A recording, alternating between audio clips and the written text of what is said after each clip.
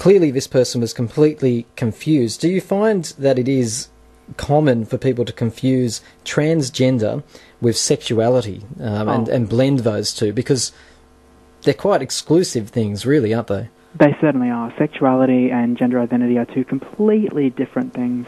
I've already confused it tonight with one of the questions I asked you. And look, that's normal. Yeah, and, you know, as I said, like, I'm not one of those politically precarious liabilities. I don't mind it when people say stuff like that, as long as they're willing to listen to what it actually is. Okay, so think of there's three elements here, and an amazing lady that I recently met named Dawn helped me work out how to explain this. I've always felt it, but she helped me put it into proper terms. So there's anatomy. An anatomy is a scale from a male anatomy to a female anatomy, and yes, it is a scale. It's not a perfect one or the other. Anatomy can be skewed physically, so you can have physical components of both male and female genitalia. Anatomy can be skewed on a chromosome level. There's actually people out there who have XXY chromosomes rather than XX or XY. So it's not a straight actual physical gender is not as straightforward as people think. The second layer is brain gender. So your brain gender is your identity. It's whether you identify as a male or as a female. The reality here is that for the majority of people, they're pretty lucky. For the majority of people, they will look like a male. Physically, they'll have all the male anatomy, and they will feel like a male. The soul of that person, everything that they love, who they are is naturally male and masculine, and that's how they are comfortable. But then you get someone like me, who I have the physical anatomy of a male, but my brain gender, my actual physical brain gender is different.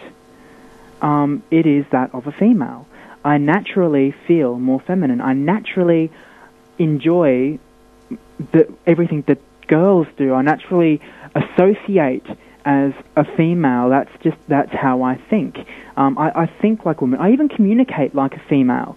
Do you have the same desire to be attractive? There are certain characteristics that can be generally applied to women. For example, they like to feel attractive. They go to their hairdressers. They use makeup, all that sort of stuff. Do you have all those sort of inclinations as well? Oh, definitely. I have a fetish for shoes. I absolutely love my heel boots, and I will shop anywhere for them. And Steve, I love that stuff. Steve, can you read a map? Funnily enough, I actually can, but at the same time, I can do 4 things at once. Nice blend there. And look, like, even when you look at how females communicate, you watch a group of men talking, and one will talk at a time. You'll have a whole group of people and one person talking. Watch a group of women, and every single one of them will be talking at once, and they'll all be hearing. They'll all be listening, they'll all be speaking at the same time, and that's how they communicate. I actually sit naturally in there. So when I'm communicating with men, they can sometimes get a little bit frustrated with me because I talk with them, not in turn. But you're still listening. Yeah. So that it can be a bit skewed. So that's where my brain gender and my physical anatomy don't actually match up. I am a female, and I am attracted to men. Therefore, my sexuality is actually heterosexual. I understand. It's all quite complicated, but I have followed what you're saying there, and hopefully we've managed to dispel that or make that distinction between sexuality and transgender, because there is a world of difference. There really is. Have we come to the point yet, Steve, where I am calling you Jasmine, do you think, or do you think we need to wait till we chat next? I think there's a little bit more chest pain to go through and a few more headaches. You will hear me singing from the rooftops when I get to that point that I'm finally Jasmine, and that's who I am.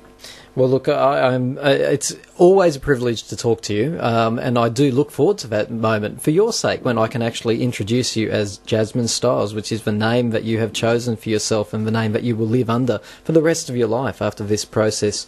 I hope that those hormones and the side effects aren't too unbearable for you. But you will stay in touch with us, right? We're going to talk again.